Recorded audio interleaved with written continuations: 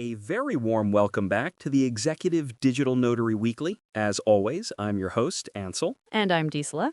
It feels good to be with you for the week of October 5th, 2025.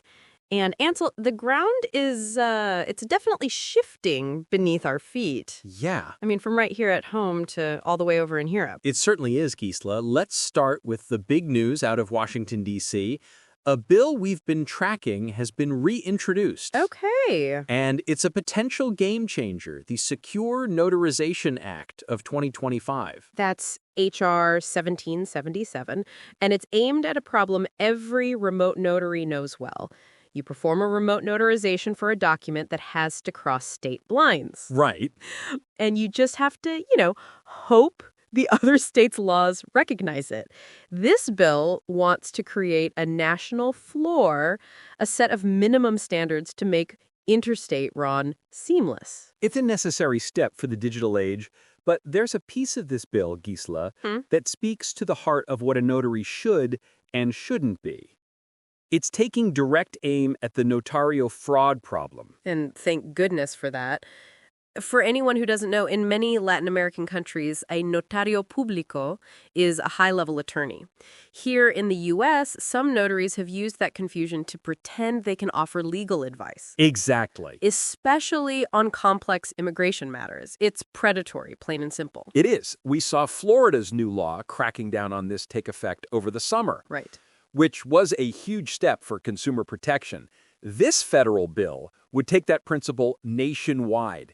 And the need is so clear. I was just reading about a man in San Francisco who has been sued for a third time since 2017. Wow. For defrauding people in this exact way. A third time. That just tells you how persistent this problem is. Yeah. And how much we need clear, strong laws to protect people. It's about maintaining the integrity of our profession. Well said. Now, speaking of integrity and the evolving role of notaries, let's take a trip across the Atlantic. France is making a move that is just, well, it's revolutionary for the apostille world. I love this story. So if you need an apostille, and think of it as a universal passport that proves your document is official for use in another country, you used to have to go through a slow government office.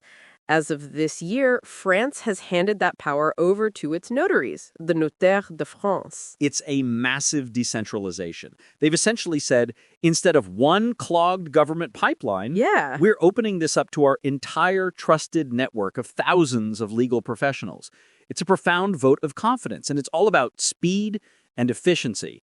They're even launching e-apostilles to digitize the process. It really makes you think, doesn't it? It shows how the role of the notary is being reimagined globally. Absolutely. As a key hub of trust and efficiency.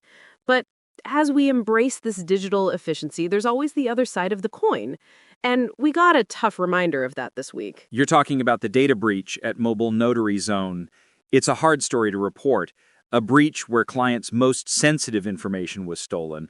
Social security numbers, financial data.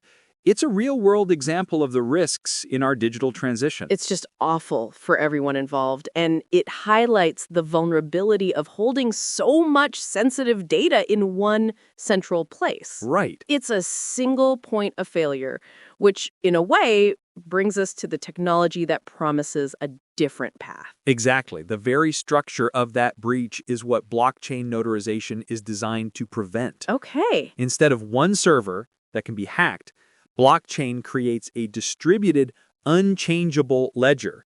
To compromise it, you have to hack thousands of computers at once. It's about building a system that's secure by design, not just by defense. So we have this tension playing out in real time. The immense promise of truly secure digital systems, on one hand. Right. The painful peril of our current vulnerabilities on the other. It perfectly captures where we are in October 2025.